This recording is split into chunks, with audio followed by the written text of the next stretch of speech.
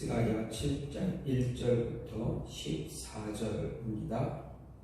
다리오 왕 제4년 아홉째 달 곧 기슬레월 4일에 여호와의 말씀이 스가랴에게 임하니라.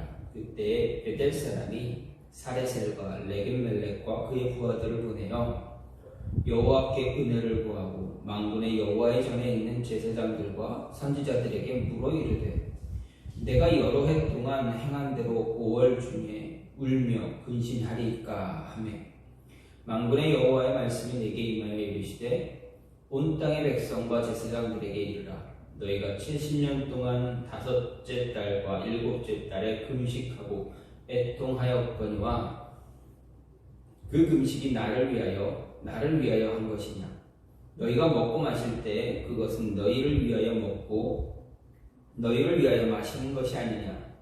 예루살렘과 사면성읍에 백성이 평온히 거주하며 남방과 평원에 사람이 거주할 때에 여호와가 옛 선지자들을 통하여 외친 말씀이 있지 않느냐 하시니라.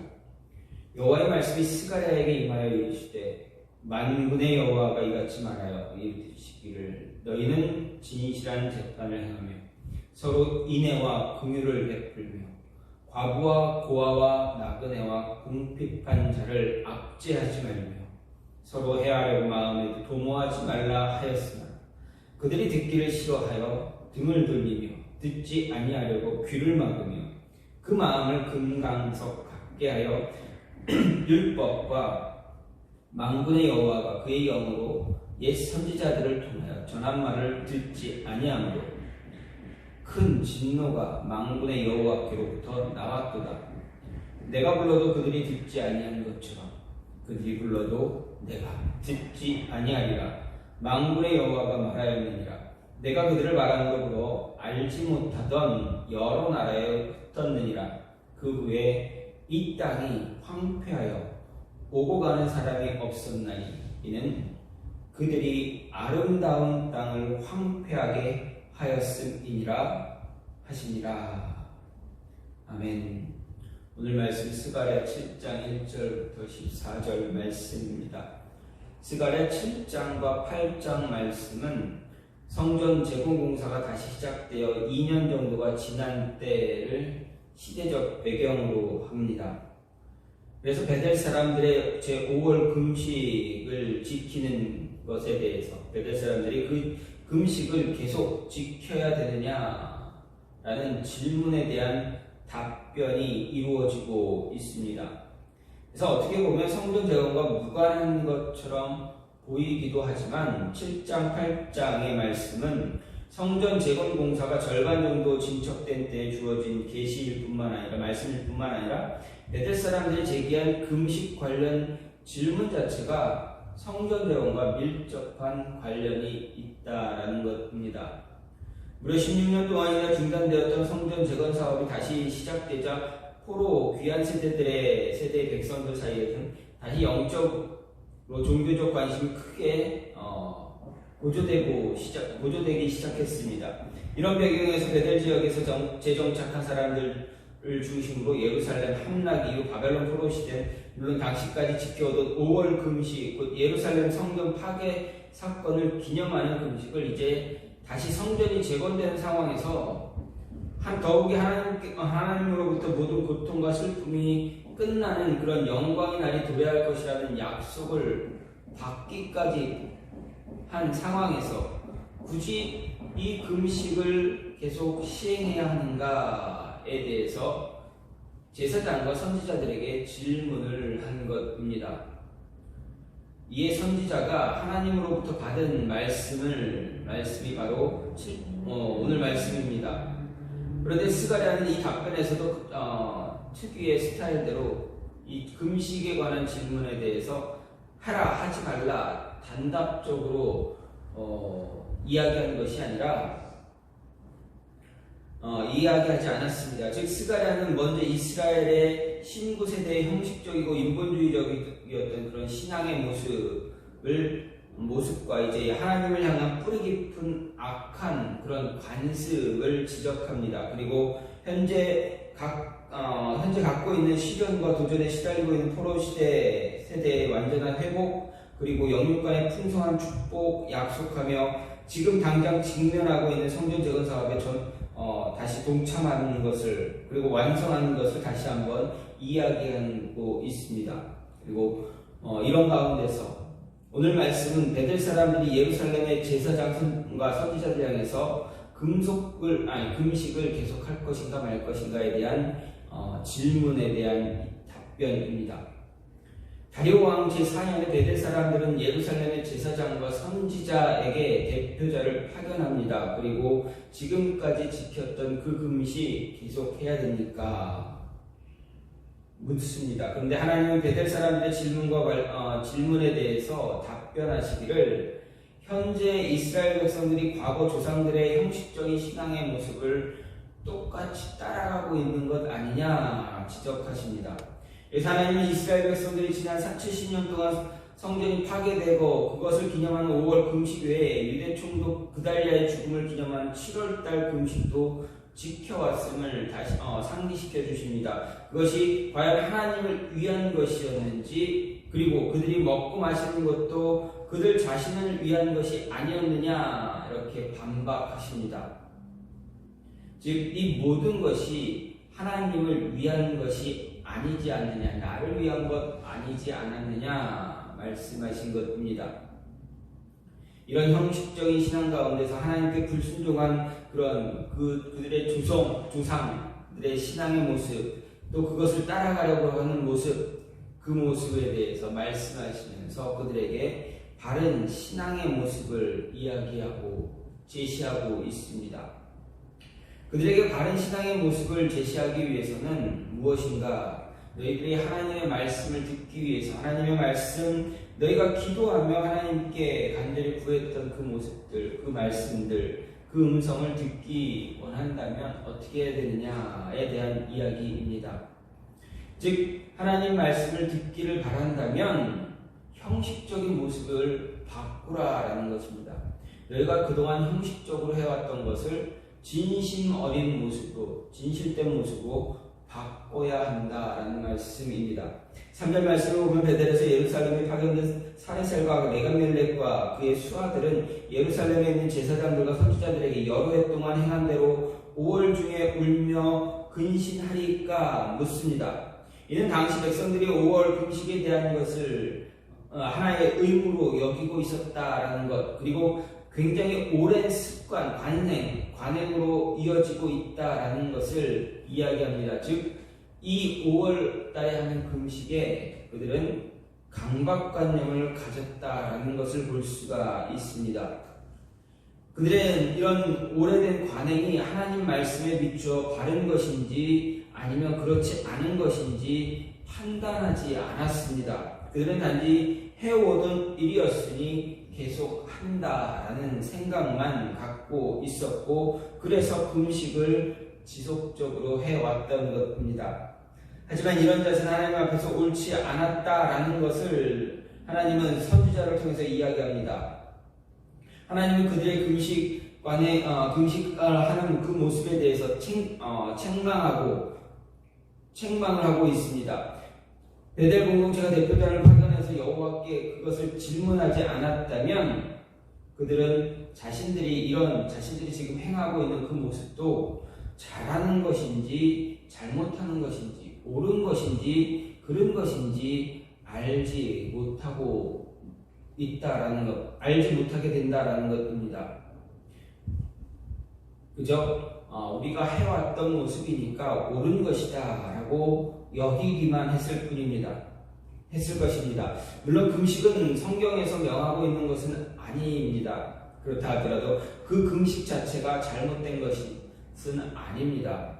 성경을 보면 이스라엘 백성들이 절박한 상황이나 회개가 요청되는 상황이 되면 어떻게 됩니까? 금식을 합니다. 그에 대해서 하나님도 그 금식에 대한 답변을 주십니다. 금하지 않으셨습니다. 금식할 때 백성들의 기도를 들어주셨습니다. 하지만 이들의 문제는 금식 자체에 있는 것이 아니라 금식을 그저 하나의 습관적인 모습으로 행하고 있다라는 것을 행하고 있는 것입니다. 예수님 당시에도 유대에서는 오래된 금식의 관행이 있었습니다. 누가복음 18장을 보면 바리새인과 세리의 기도 장면이 나오는데, 바리새인은 자신의 종교적인 행위를 모든 사람들 앞에서 자랑하듯이 하나님 앞에서 이렇게 기도합니다. 나는 1회에 2번씩 금식하였고 또 소득의 11조를 드리나이다. 이렇게 기도합니다. 학자들에 따르면 바리새인들이 일주일에 2번 하던 금식은 월요일, 목요일 이렇게 해서 정기적으로 하는 금식이다 이야기합니다. 그들은 7월 가운데 무려 이틀이나 금식하면서 7일 가운데 이틀이나 금식하면서 종교적인 수련을 혹독하게 하고 있음을 보여줍니다. 그런데 그들의 금식에 대한 예수님의 평가가 무엇입니까? 그들이 행하는 금식을 하나님께서 원하는 것이 아니다 라고 평가를 하셨습니다. 단지 그들이 스스로를 신앙적으로 보이기 위한 표현 아니었느냐, 너희가 그냥 겉으로 보여주기 위한 그런 것 아니었느냐, 그래서 외식으로 치러진 금식이었다라는 것을 분명하게 말씀하셨습니다. 이런 그들의 관행이 하나님 앞에서 바른 것이다 라고 말할 수 있는 것이 아닙니다. 이런 그들의 모습은 정말 불행한 일입니다. 그들은 하나님 앞에서 검증도 하지 않은 채 잘못된 관행, 습관을 아무렇지도 않게 답습하고 있었다라는 것입니다. 그것을 자랑거리로 내세우고 심지어 다른 사람을 정죄하는 그러한 판단의 근거로 삼기까지 했습니다. 오늘날에도 우리 자신에 대한 아무런 검증도 없이 무조건 행하는 그런 잘못된 신앙적인 태도가 얼마든지 있을 수 있습니다. 우리가 이런 무가치한 일, 헛된 수고, 더 나아가 우리에게 악이 되는 그런 관행으로부터 자유로울 수 있기 위해서 우리는 형식적인 모습들, 내 안에 있는, 우리 안에 있는, 여러분 안에 있는 형식적인 것들을 철저하게 버려야 한다라는 것입니다. 겉으로 보이는 것이 우리 내면의 진실이라 생각하지 말고 정말 그 모습이 진실된 것인가를 생각하고 검증하는 그런 모습을 가지고 형식적인 모습에서 벗어나야 합니다. 또 한 가지는 기도하고 이러한 모습들을 갖는 것이 자기 만족을 위한 신앙의 모습을 버려야 하나님의 음성을 들을 수 있는 것입니다. 즉 나를 위한 것이 아니라 하나님을 위한 것이어야 합니다. 5절 6절 말씀은 베델에서 온 대표단이 질문한 금식을 지속할 것인가에 대한 하나님의 직접적인 답변입니다. 하나님은 그들이 지난 70년 동안 5월 7월에 해온 금식과 애통에 대해서 이야기하십니다. 원문상 애통이라는 단어를 보게 되면 마치 가족이 죽었을 때 대성통곡하듯이 하는 것을 말하는 단어입니다. 이스라엘 백성들이 금식할 때 얼마나 심히 애통했는지를 잘 보여주는 그런 단어입니다. 즉 이스라엘 백성들은 금식을 하되 단지 음식을 금한 것으로 그치지 않고 심히 애통해 했습니다. 그런데 하나님은 그들을 향해서 그들이 행한 그런 금식, 그런 애통, 하나님 자신을 위한 것이 아니다 하셨습니다. 이를 다르게 말하면 그들의 금식은 하나님 앞에서 아무 의미가 없는 그런 무가치한 것임을 말씀하십니다. 이런 하나님의 말씀은 이스라엘 백성들뿐만 아니라 이 말씀을 접하는 우리에게도 큰 가르침을 주는 것입니다. 왜냐하면 오늘날 우리가 행하는 신앙적인 수고가 하나님을 위해서 행하는 우리의 희생이라고 생각했지만 정작 그 모든 것이 자칫하면 하나님을 위한 것이 아니라 하나님을 위한 희생도 아니고 헌신도 아니고 그저 우리 스스로를 만족시키기 위한 행동이 되어버릴 수 있기 때문에 그렇습니다.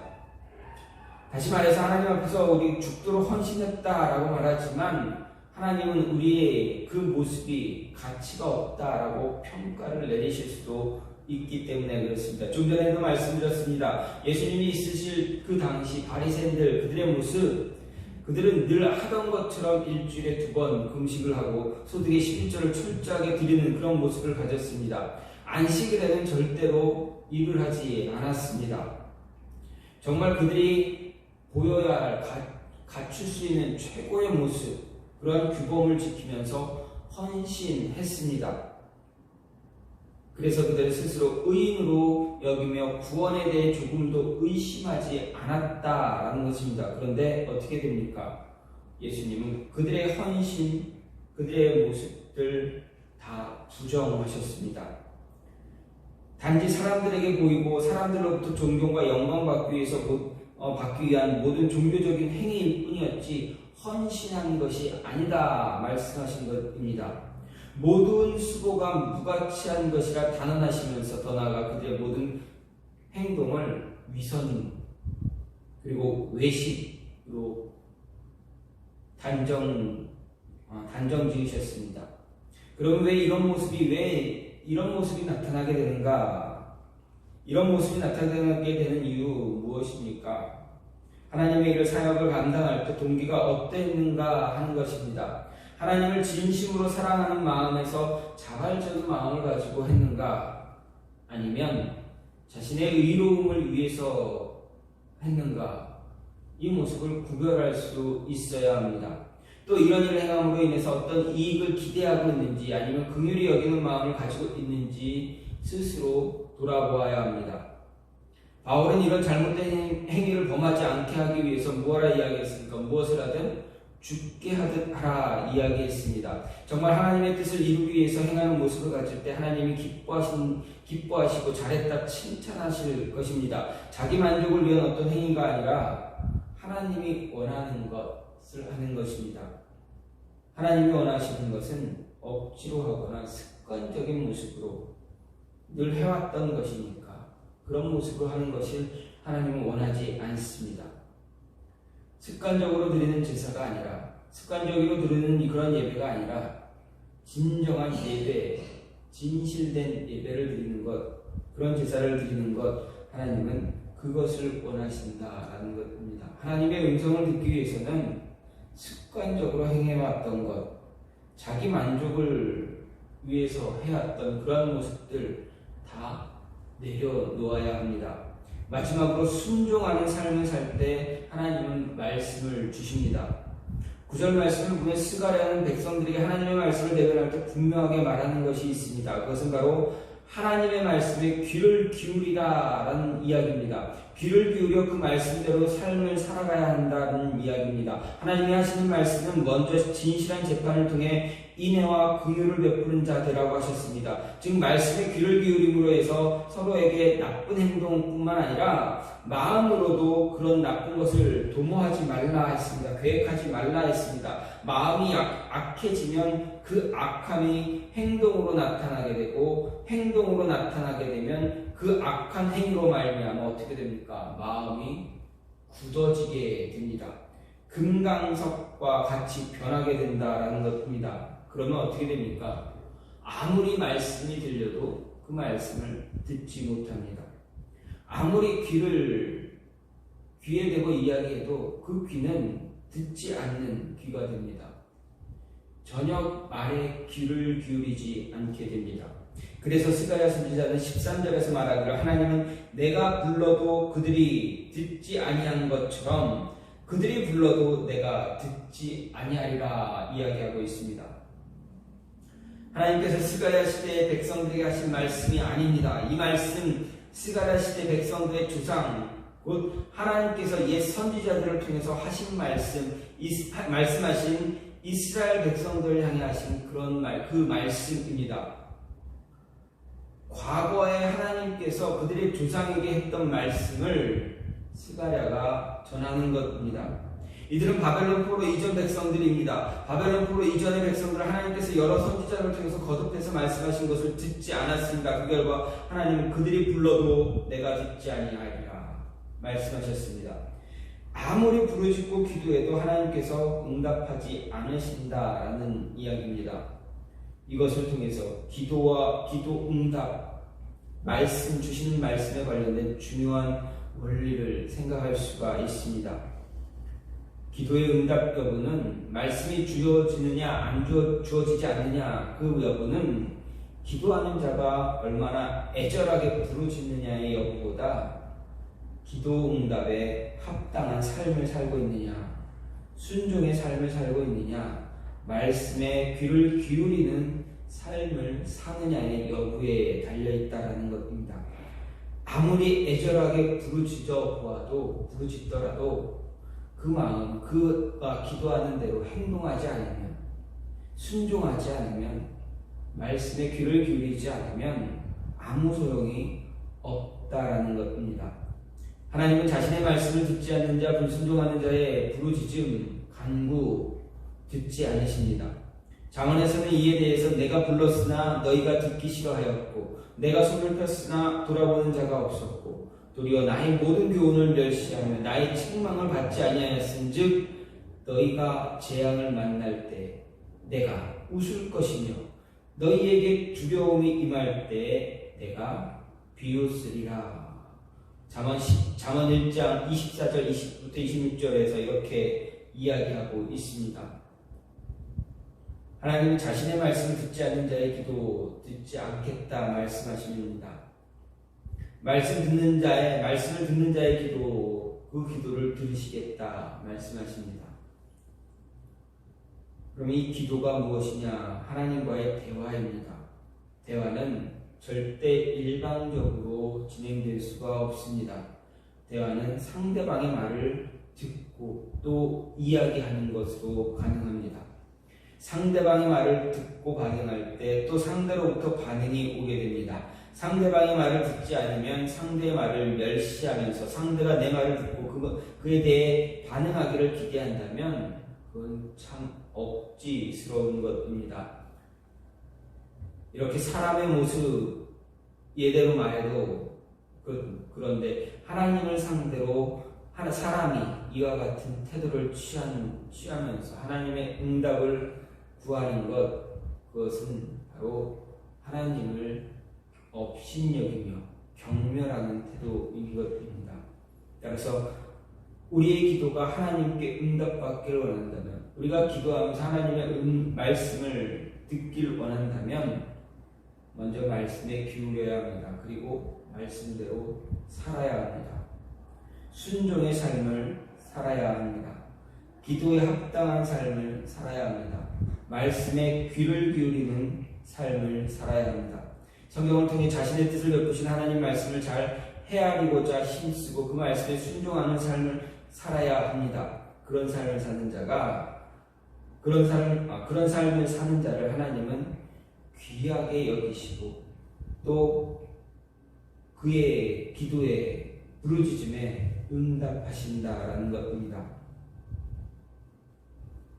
그리고 하나님의 선하신 뜻대로 하나님이 주시고자 하는 응답을, 최상의 응답을 베풀어 주십니다. 우리는 이렇게 하나님의 말씀에 귀를 기울이고 그 말씀에 따라 살아가는 삶을 살아야 합니다. 그래야 말씀이 주어질 때 그 말씀이 하나님의 음성임을 깨닫게 받아들일 수가 있게 됩니다.